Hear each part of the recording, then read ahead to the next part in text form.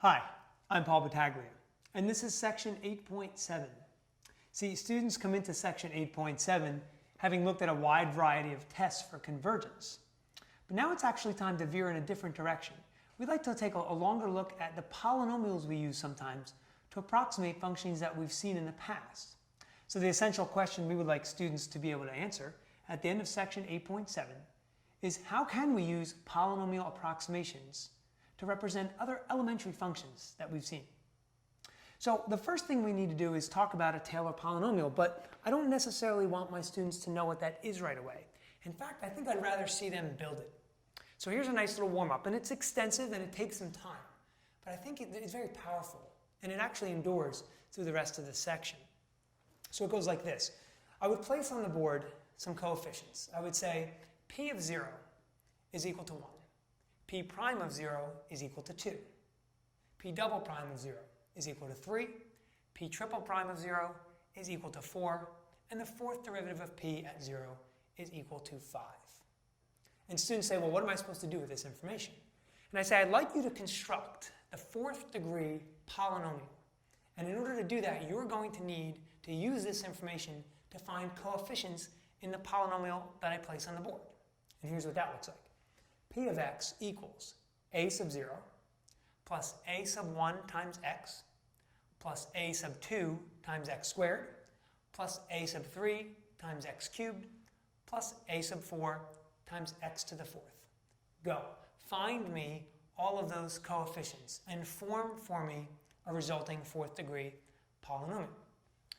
We actually spent some time talking about this polynomial and how it can be very useful. See, because most of the things that we see realistically, challenges that we face in everyday life, that we need models for, we cannot use elementary functions. We actually need to use polynomial approximations. Now, from here we go to example 2, and we look a little deeper at e to the x.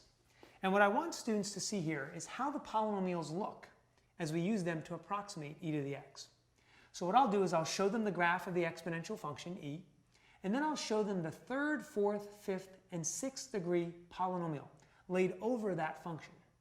Now obviously they can see that they're not the same, and they veer off in a couple of different directions. But what they start to notice is that if we stay within a certain interval, these polynomials are fantastic approximations for the curve, e to the x. And it allows me to ask them a couple questions. Number one, what do you think would happen as we increase the degree of the polynomial that we use? And this is an easy one for them because they can say to me, well, it looks like it'd probably be a little bit more accurate. So then from there I say, well, do you think that these approximations would be good over the entire domain of e to the x? And that gets a couple puzzling looks because you will have some students who say, sure, why not? But then you have other students who look for a minute and say, well, no, because I can even see here that the functions veer off and get away from e to the x.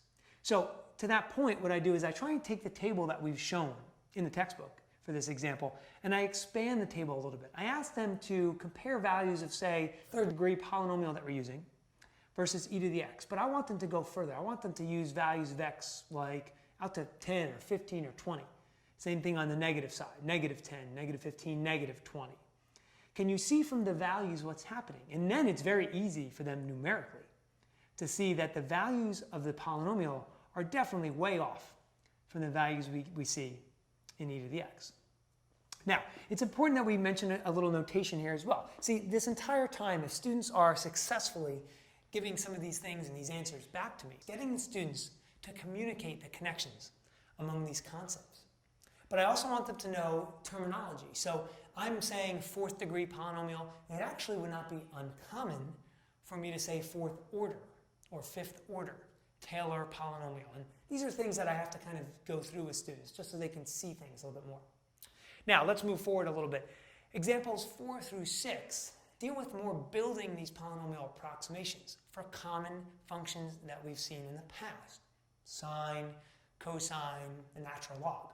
What's important is that students know not just how to build them and where they come from, but they need to really commit these to memory because we're going to see these plenty.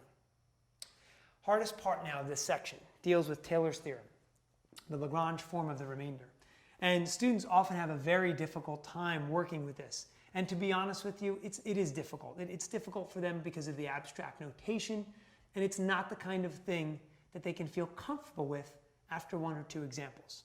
In fact, many of my brightest students have had trouble weeks after we've discussed this, just because it's difficult to put into words and verbalize.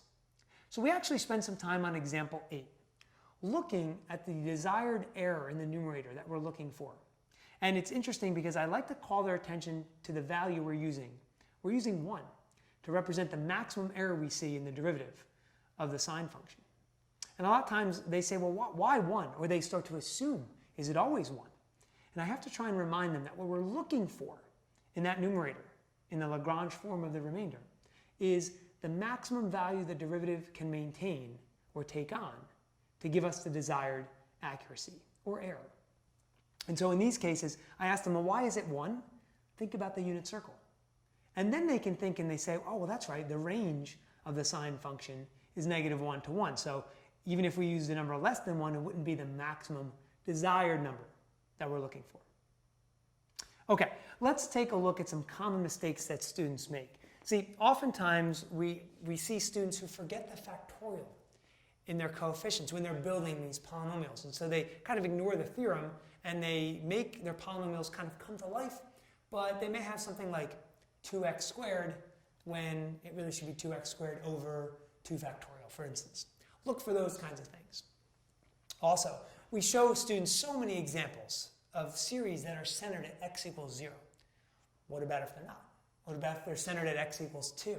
What's interesting here is if we show students the difference in those two series, they can gauge why one would not be a good approximation if we, for instance, show them the polynomial centered at 0 and say, well, no, this is what we're trying to approximate. They can say, well, why is that off? Well, because it's centered at 2. So see if you can construct a problem to show them that as well. The other mistake we see a lot of is actually students who look at a polynomial and think that since they've identified where there's a second or a third derivative term based on the degree, that the coefficient that they see is actually the derivative, or the value of that derivative. And that's not true. So students have to look for that as well. Okay, so there's a lot here, right? Let's talk about pacing here before we talk a little bit about AP exam preparation. You know, when you look at section 8.7, there's a lot to cover. And I personally have a longer block period, and it still takes me 2-3 blocks to really feel confident that the students have seen enough and have done enough. And that's really not even going through homework or things of that nature. So in those situations when you're planning out your lesson, look to spend more time. So if you have a shorter class period, you might be talking 3 or 4 days, depending on what you're trying to accomplish. Now, some things that might help students on the AP exam or on my assessments. I always tell them, we're not going to worry about simplifying the coefficients. If you can, fantastic. I mean, certainly I want my students to know that if they have 6 over 3 factorial, that simplifies to 1. But if they don't do it, all is not lost, no harm. Secondly, I want students to be able to recognize if they're asked to find the value of a certain derivative. Like I said before, they don't make that mistake just looking at the number and picking up that number. That they know how to work backwards. And they can tell me, okay, well, if you give me this coefficient in the polynomial, I can work backwards, know the degree, know the derivative I'm looking for, and say, okay, this is the value of that derivative. And that goes to my next point. In our end of chapter spread, number 11a does a great job of actually showing students what they might actually have to do in terms of taking the value of a derivative or a second derivative and then making some type of connection to things they've seen in the past.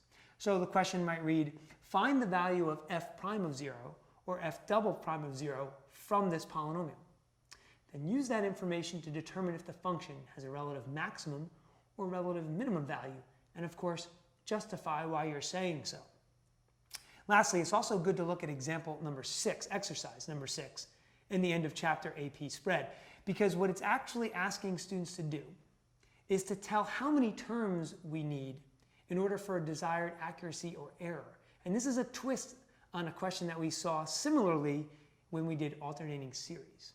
So these are all things to plan for and try and get students to look at. As I said, keep your pacing moderate, really look at your own class, and try and figure out what's best for them. I hope these tips have been helpful. I'm sure you'll find much success in section 8.7.